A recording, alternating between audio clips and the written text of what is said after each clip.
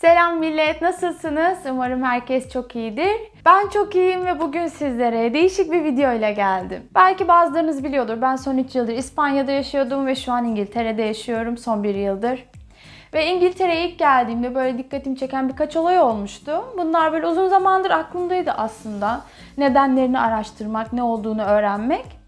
En sonunda bir video yapma kararı aldım. Biraz araştırdım, tarihçelerine baktım, merak ettiğim şeylerin ve bunları sizlerle paylaşmaya karar verdim. Umarım hepiniz çok beğenirsiniz. Öncelikle şöyle bir giriş yapmak istiyorum. Biliyorsunuz her ülkenin kültürünü oluşturan çeşitli ögeler vardır. Bunlardan bazıları edebiyattır, bazıları sanattır, bazıları müziktir, bazıları danstır, bazıları da yemekleridir, değil mi? Bizim bildiğimiz bazı dünyaca ünlü mutfaklar vardır. Nedir bunlar? İşte İtalyan mutfağın başında gelir, Hint mutfağı, Çin mutfağı, işte İspanyol mutfağı, Türk mutfağı, Arap mutfağı. Tabii bunların içinde siz hiçbir şekilde İngiliz mutfağı diye bir şey duymamışsınızdır. Çünkü öyle bir mutfak. Tabii ki de İngilizlerin mutfağı var. Tabii ki onların da geleneksel yemekleri var. Ama o kadar meşhur değil çünkü o kadar demek ki meşhur olacak değerde değiller sanırım. Bugün sizlere İngiliz mutfağının en meşhur 5 yemeğinden söz edeceğim. Bunlar neler? İlk olarak English breakfast, kahvaltıları, fish and chips dedikleri balık ve patates kızartması, daha sonra Sunday roast diye bilinen bir tür et yemeği, 5 çayı, 5 çayını hepimiz biliyoruz artık ve stick pie dedikleri etten yapılmış bir hamur işi. Ve bunların tarihçelerine bakacağız. Neden bu ülkede bu yemekler meşhur olmuş? Umarım dikkatinizi çeken, umarım hoşunuza gider bir video olacaktır bu da. O zaman başlayalım. Entre Tercios y Beef Eater'a hoş geldiniz.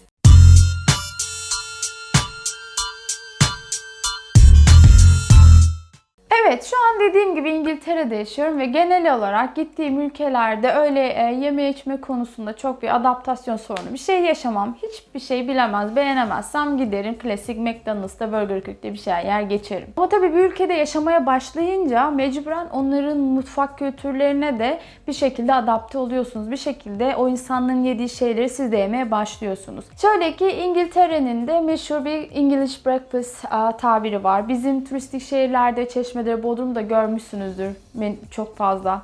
Bu kafelerde yazarlar English breakfast bilmem ne falan diye. İşte aslında o düşündüğünüz gibi böyle çok da artistik bir şey değil yani. Şimdi benim dikkatimi çekti. Neden insanlar kahvaltıda kuru fasulye yiyor? Yani ne bileyim ekmek yumurta yetmiyor mu? Kuru fasulye mantığı ne diye. Şöyle bir araştırma yaptım. Onun da bir tarihçesi varmış, bir nedeni varmış. İşte şimdi size onu açıklamak istiyorum. Bunun da nedeni şöyle. Bu kuru fasulyeleri İngilizler Amerika'dan getiriyor. Amerika kökenli bir yiyecek. Kolonileştirdikleri sırada 17. yüzyılda kuru fasulyeler İngiltere'ye taşınmaya başlıyor. 20. yüzyılda bu Heinz şirketi konserve üretimine geçiyor ve bu konserve fasulyeler İngiltere'de çok popüler oluyor. Özellikle güçlü kahvaltı yapmak isteyen orta kesim için konserve fasulyeler ideal bir kahvaltı oluyor.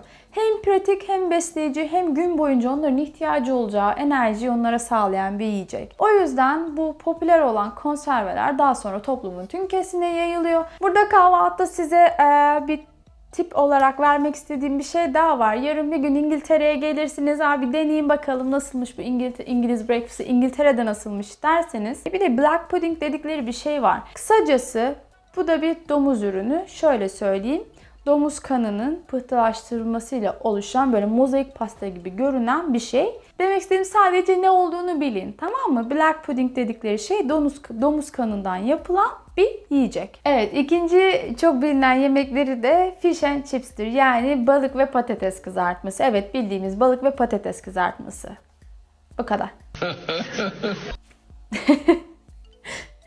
Tabii bunun da bir tarihçesi var. Neden balık ve patates kızartması meşhur bir yemek olmuş İngiltere'de? Şöyle 1870'lerde bu sanayi devriminin sonucunda bunun icatları iyice günlük hayata girmeye başlıyor. Ve buharla çalışan tekneler artık Kuzey Denizi'nde daha rahatça açılabilip daha fazla avlanıyorlar. Ve buradan topladıkları fişler de Londra pazarına akmaya başlıyor. Ay ben fişler dedim. Evet, bozuldu. Prompter bozuldu. Buradan avladıkları balıklar da Londra pazarına akmaya başlıyor. Ve ne oluyor en sonunda? Çok fazla fiş... hala fiş diyorum ya. Güldürme beni ya. Dur.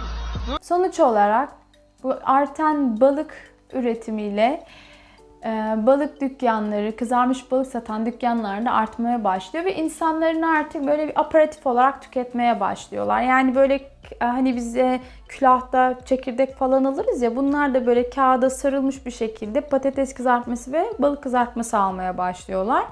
Ve bu dükkanlar, balık ve patates kızartması satan dükkanlar Londra'nın her yerine yayılıyor. Güzel patates kızartması, balık kızartması, yani çok da öyle bir şeysi yok. Gelelim 3. yemeğimize, Sunday roast. Bu İngilizlerin belki de en böyle başarılı yemeklerinden birisi olabilir. Bunun da tarihi aslında bayağı eskiye dayanıyor. Şöyle ki bu 7. Henry döneminde bu kraliyet muhafızları her pazar günü kiliseye gitmeden önce bir tane büyük hayvanı işte hazırlayıp ateşe koyuyorlar ve bunlar kilisedeyken hayvan yavaş yavaş pişiyor. Ve kiliseden döndüklerinde bütün bu hayvanı yiyorlar. Bu geleneksel bir ritüel haline geliyor artık. Her pazar bir hayvan yeniliyor muhafızlar sayesinde. Bu yüzden hatta bu muhafızlara takma bir isim veriyorlar. Bunlara beefeater diyorlar. Beefeater'ın Türkçe anlamı et yiyen demek. Beefeater. Ense ters beefeater. 19. yüzyılda kraliyet aşçılarının halka haftada 3 kilo et tüketilmesinin önemli olduğunu söylemesi, bunu tavsiye etmesinin ardından insanlarda böyle pazar günleri bir et yemeği yapma alışkanlığı, geleneği oluşuyor. Ve bu gelenek devam ediyor. Şu an belki insanlar kiliseye gitmiyor olabilir ama bu Sunday roast geleneği artık tüm topluma yayılmış. Ben dana etinden olanı denemiştim. Çok lezzetliydi. Böyle güzel ve çeşitli sebzeler haşlayarak yanında işte patates, havuç, brokoli vesaire. O şekilde ve biraz böyle bir sos yapıyorlar. O sosla üzerine dökerek yiyorlar. Çok da güzel bir yemek. Peki bu 5 çayı olayı nereden gelmiş? Neden 5 çayı meşhur olmuş? Şöyle bir durum var. İngiltere'de gerçekten çayı sütle içiyorlar ve onlar dünyanın her yerinde de insanların çayı sütle içtiğini sanıyorlar. Ah hocam. Her neyse, konumuza dönelim. Bu 5 çay muhabbeti nedir? 5 çayında işte bir bardak çay, sütle çay ve yanına da böyle minik atıştırmalıklar koyarlar. İşte küçük kekler olabilir, minik sandviçler olabilir. Çayın yanında yiyecek minik atıştırmalıklar. Küçükken biz giderdik böyle annemlerle falan işte komşuların evine akşam oturmasına. Orada işte çay demlenir, böyle yanına da mısır patlatılır, kekler, börekler falan filan. Bunlarınkisi de o hesap ama bunlar öğleden sonra yapıyorlar onu.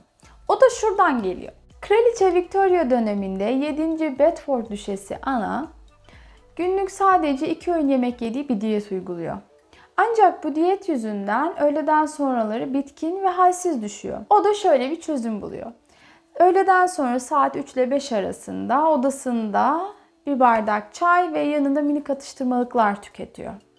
Ve bu şekilde açlığını bastırmış oluyor. Zamanla arkadaşlarını da çaya davet eden Ana sayesinde bu alışkanlık bir geleneğe dönüşüyor. Tüm toplumda yayılıyor ve insanlar öğleden sonra saat 3-5 arasında çayla atıştırmalıklar tüketmeye başlıyor. Ve bu 5 çayı muhabbeti de böyle doğmuş oluyor. Evet, son yemeğimize gelirsek bu da stick pie, yani etli tart. Necmet Erdoğan Şey işte şu hamur işi. Ondan söz edeceğiz.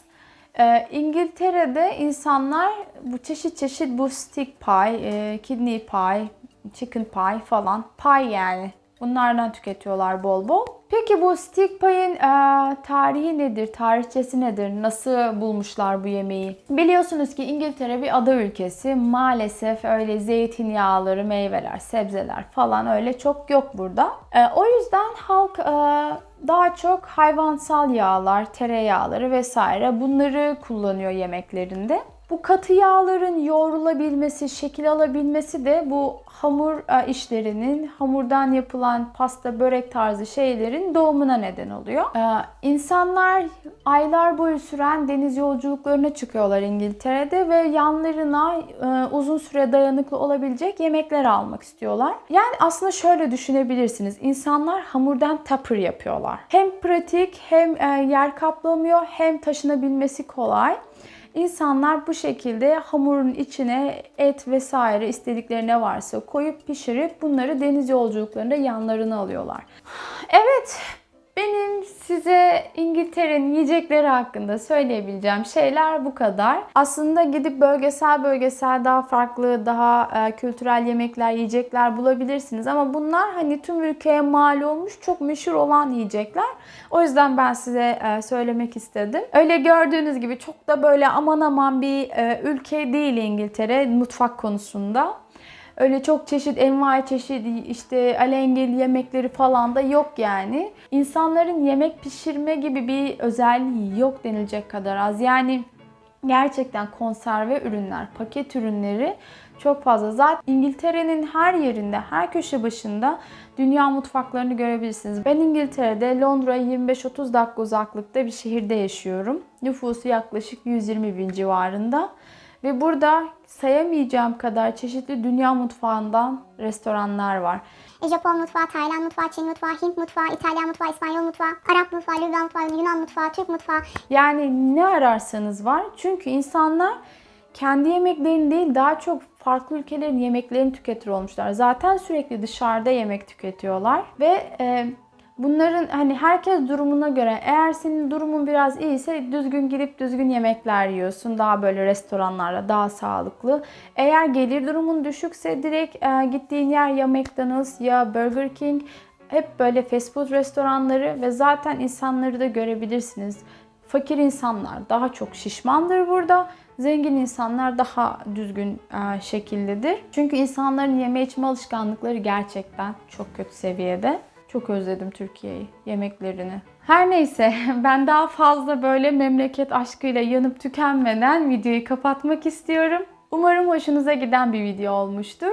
Bundan sonra da böyle çeşitli İngiltere ile ilgili size bazı ilginç bilgiler vermeyi düşünüyorum.